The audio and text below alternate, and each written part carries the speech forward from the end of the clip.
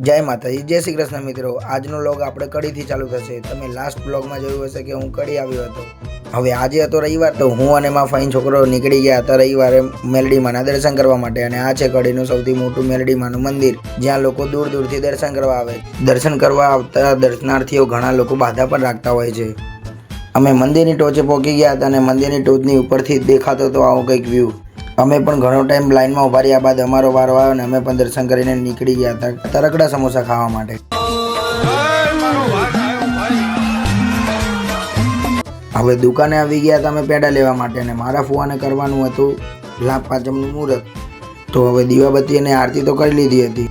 જ્યાં ઘરે જવા નીકળ્યા વચ્ચે એક્સિડન્ટ થયો હતો। હવે આવી ગયા હતા અમે બપોરનું જમવાનું જમવા માટે।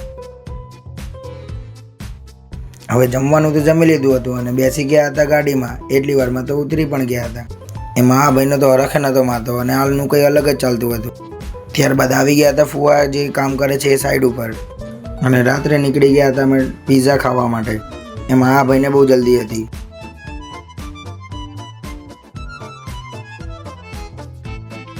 મળીએ આવતા વ્લોગમાં। જય માતાજી, જય શ્રી કૃષ્ણ મિત્રો।